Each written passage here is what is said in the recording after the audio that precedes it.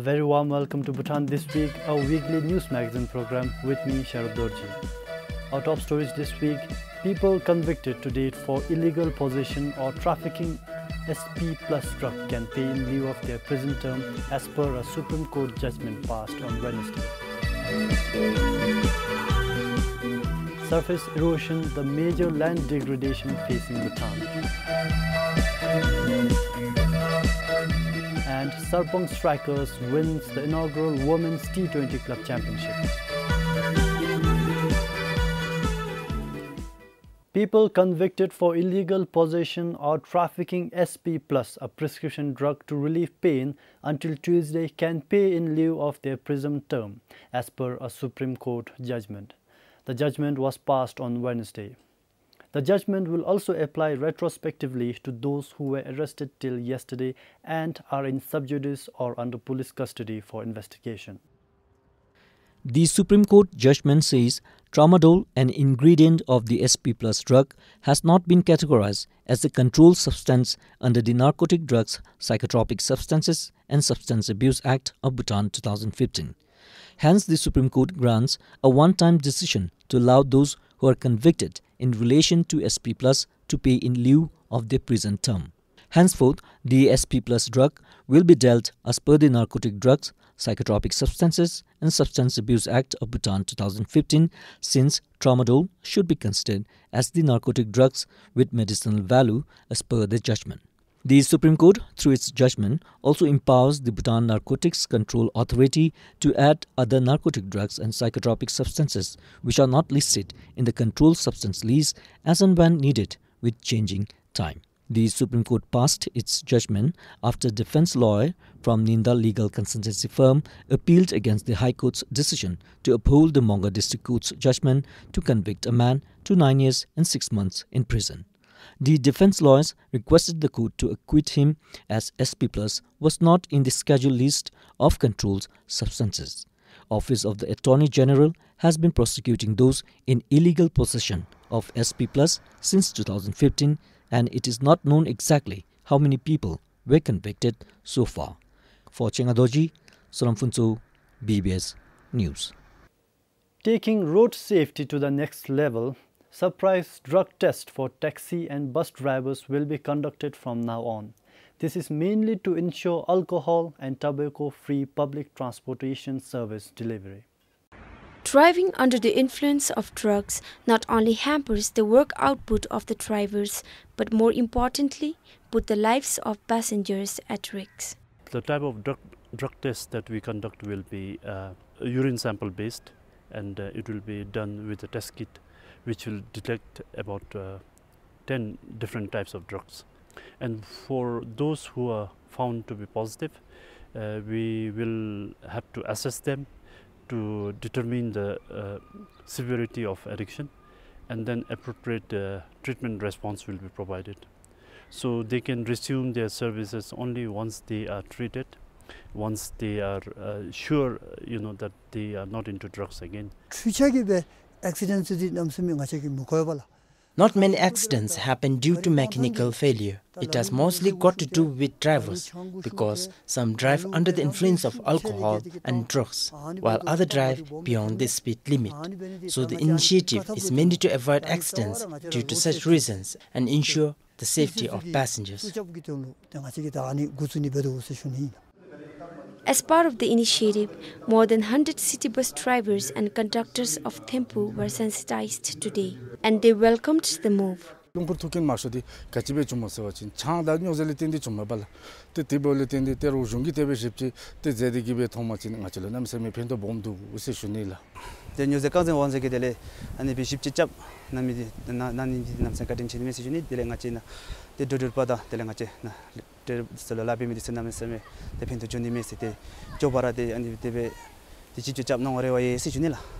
There are plans to carry out similar drug tests for private vehicle drivers in the country as well.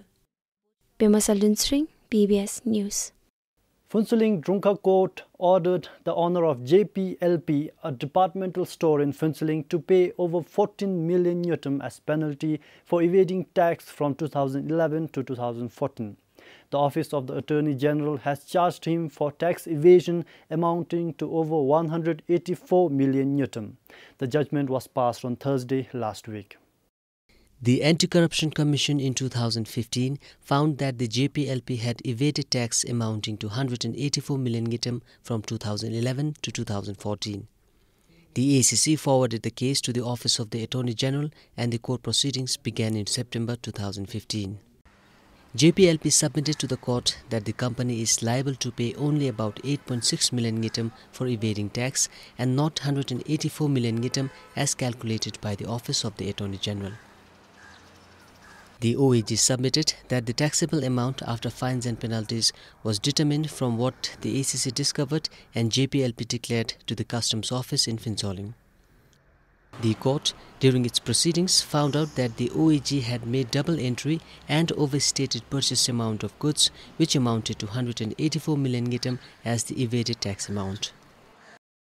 The court therefore ruled that the owner of the JPLP will have to pay over 14 million Newton only for evading tax. In addition to it, the court has ordered him to pay over 7 million Newton in lieu of imprisonment. The defendant has 10 working days to pay the amount if either party does not appeal the case. For Sonam Penjo and Finsoling, Sonomongdi, PBS News. E. coli bacteria has been detected in Wangchu in Thimphu while carrying out a water quality test. Although harmless, the bacteria can lead to infections and other deadly diseases. Clean Bhutan took the initiative to carry out the test, which was conducted by Global Waterkeeper Alliance based in the US. This equipment, known as the real-time sensor, has been set up in Dodena, Lungtenpu and Damchu. Dodena was selected as the baseline parameter and was found contamination-free, but the river is found contaminated as it flows down the valley. Today I am beside Thimphu, or what is known as Wangchu River, to observe and watch these specialists from Waterkeepers Alliance to take up and collect water samples, and they have done it yesterday and found E. coli presence there, which is potentially harmful for us. A team selected a location below Centenary Farmers Market to conduct a test as the area is prone to contamination. From different programs, but mainly we Clean Bhutan do is the drainages that all are outpoured into the river, so we want to know what is the pollutant level, and then if there is an alarming data, then we will inform the government and also inform the public about it, how bad it is or how good it is. So we are doing it under Wangchu Waterkeeper Alliance. The water samples collected are taken to the lab and kept in a controlled environment to study it thoroughly. Clean Bhutan has been testing water quality since 2015. Meanwhile, Clean Bhutan signed a license agreement with the Waterkeeper Alliance to become a member. Waterkeeper Alliance is a non-profit organization formed to preserve and protect water worldwide. Sringdandu for PBS News. Land degradation is the issue affecting many countries worldwide. Bhutan is among the countries aiming to achieve land degradation neutrality (LDN) by 2030. A national stakeholder workshop on LDN was held on Wednesday in Thimphu to come up with a clear roadmap for land degradation neutrality in Bhutan. Land degradation neutrality is a global commitment to maintain and increase the amount of healthy and productive land resources. The National Soil Service Center says surface erosion is the major land degradation facing Bhutan today. It is affecting the lives of many people, particularly those who rely on agriculture for livelihood. Land degradation, for instance, it severely affects crop production. So the way how it does is it reduces the soil fertility status. It also, not only reduces, it also actually removes the fertile topsoil, and because of that, the farmers are not being in a position to optimize the crop production in our rural areas. At the National Stakeholder Workshop on LDN yesterday, the participants from various sectors, including the National Land Commission and National Environment Commission, discussed and identified areas for developing LDN projects. They also looked at the importance and benefits of sustainable land management in combating land degradation, among others. The United Nations Convention to Combat Desertification, UNCCD, said land degradation in Bhutan is not as severe as it is in some other countries. One issue is to fix already degraded lands. Much more important is to avoid further degradation, meaning avoid, for example, through unsustainable agricultural practices, degradation of agricultural land. The meeting looked at policies to connect and consolidate different stakeholders to step up efforts to minimize land degradation. Samtan Dolkar, PBS News. Now, considering the remoteness of the human settlements in the country, it is difficult to take medical services to the people, especially during emergencies. But to the rescue of such a challenge has come the Bhutan Emergency Aero Retrieval, in short, BARE. The emergency response team came in operation in May this year. The idea took form towards the end of last year when a 14-year-old boy from Tashigang died after falling from a roof even after he was evacuated to the National Referral Hospital. The head of the BARE team, Dr. Charles, said, considering the boy's injuries, his life could have been saved had he received timely resuscitation and emergency care. The deceased succumbed to collapsed lung. Then it took 7 months for the team to be formed. Today, Team BARE comprises of 3 members, a resuscitation specialist and 2 Bhutanese veteran emergency nurses with the National Referral Hospital in Thimphu. The team with the Royal Bhutan Helicopter Services Limited responds to any life-threatening emergency to ensure that it is able to reach the patients in critical need anywhere in the country. We have gone on just over 20 flights.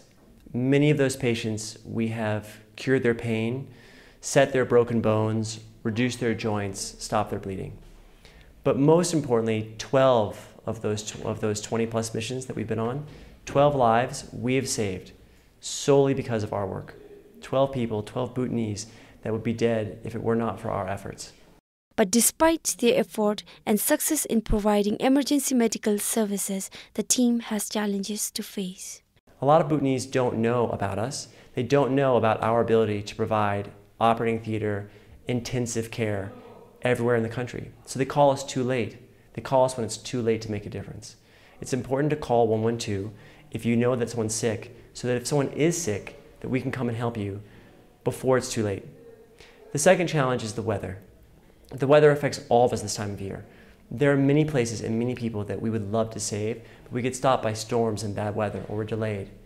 For now, the team operates from the National Referral Hospital.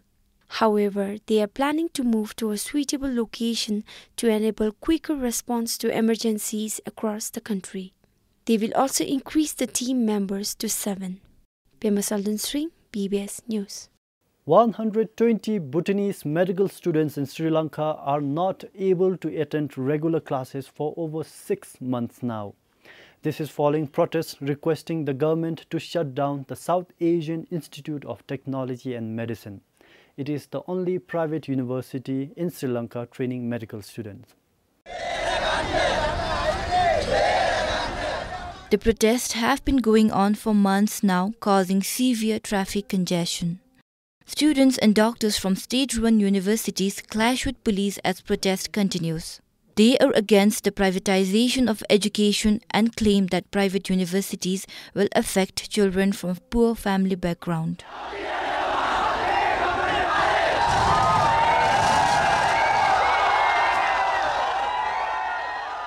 In Sri Lanka, education is state-funded. According to local media reports in Sri Lanka, minor protests questioning the educational and medical standards of the private university began since its establishment in 2008. There are 163 Bhutanese medical students studying in Sri Lanka. Except for some 40 of them studying in Kotilawala Defence University, there are no classes for any of them. Initially we thought it might be a comma to our careers, but it seems like a full stop for now because it's been 6 months, and if we lose another 5-6 months then we're losing an entire year. and as it is, the medical education, it takes 5-6 years in general, so we're getting quite old. Most of our friends have graduated, some of them are into jobs, so I think it's a lot of anxiety that is there in general. And personally, I'm very anxious because my father would be retiring soon, so I think there's a lot of practicalities that we didn't think of earlier. We are wasting a lot of government resources. That is, I think, one of my foremost concerns, because the Royal Government of Bhutan has been sponsoring our studies, and it's not just me. We are close to 140 students in Sri Lanka, and all of us are stranded, but the government is still looking after us. They're paying the stipend for the students, all those students. And other than that, the thing that concerns me the most is the loss of the precious time. Like, we know it cannot be gotten back and all. Officials from the Department of Adult and Higher Education said it is very concerning since it is not possible for the students to continue their studies in other universities or countries. We are extremely concerned about the safety and security of our students. That's the priority. Now, at the moment, we are waiting for the strike to end, but it's running for months. We have been waiting from May to June, June to July, July to again, there's another court ruling which is postponed to August 3rd. This is something very tricky. We are not able to tell to the students that no, the strike is going to end. Meanwhile, programs are being planned in the country for the students to get engaged in productive ways. As of now, about 69 Bhutanese medical students have returned to the country. Gelephu, PBS News. At a time when most children of her age are busy skipping ropes, riding bicycles and fiddling with phones and tablets, she has embarked on the chase of her passion.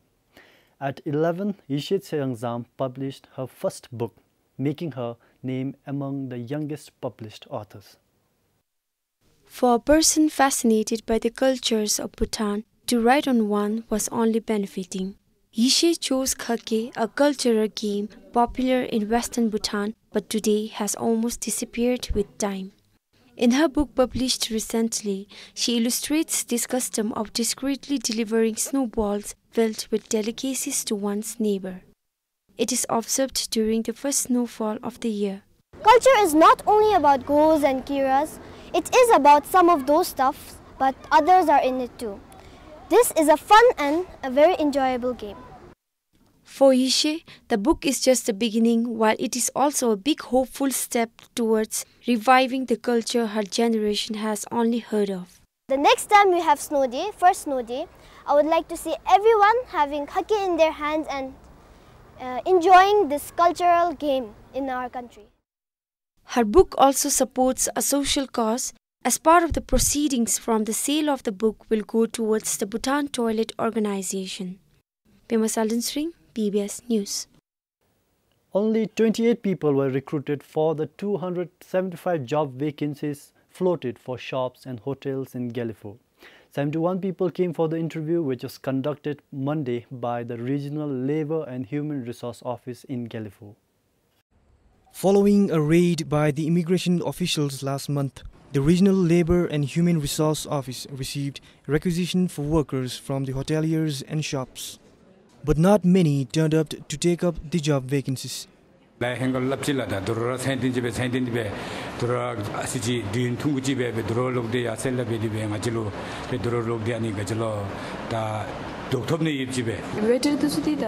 will have to depend on foreign workers for the post of waiters and housekeepers through an agent if I manage to get permit. This is because I did not get anyone for the post. Some of the hoteliers said they should be allowed to recruit day workers from across the border on temporary basis, as Bhutanese are not interested to take up the vacant jobs. This, they said, will help them sustain their business.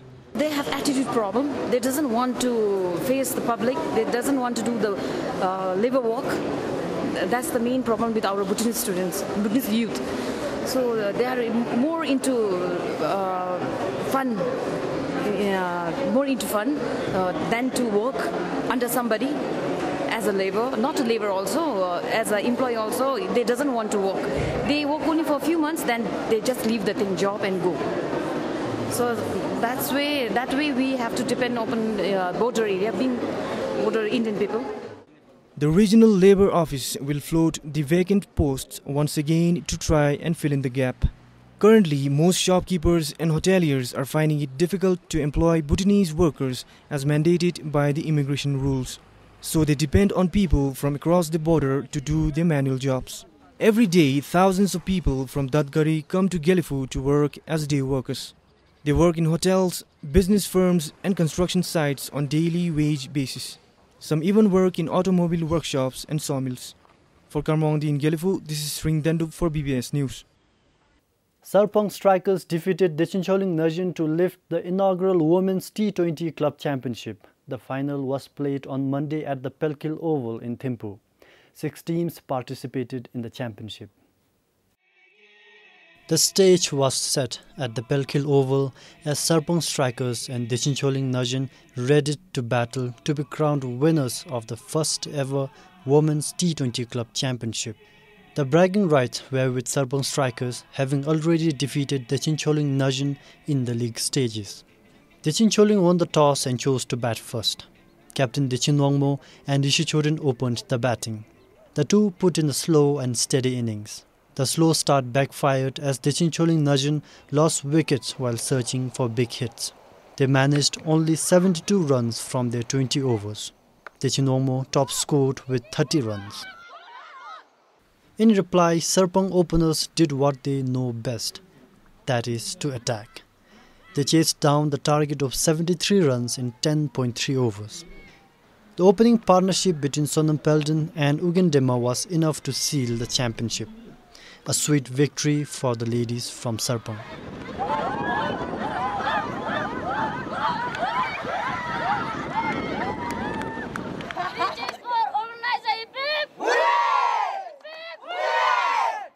At the awards ceremony, the former national team captain Ugendema was awarded the player of the match for her exploits with both bat and ball.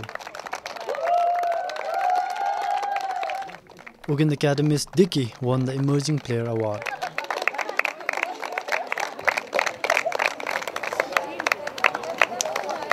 Serpong Strikers Sonam Pelden and Anju Gurung bagged the Best Batter and Bowler awards respectively.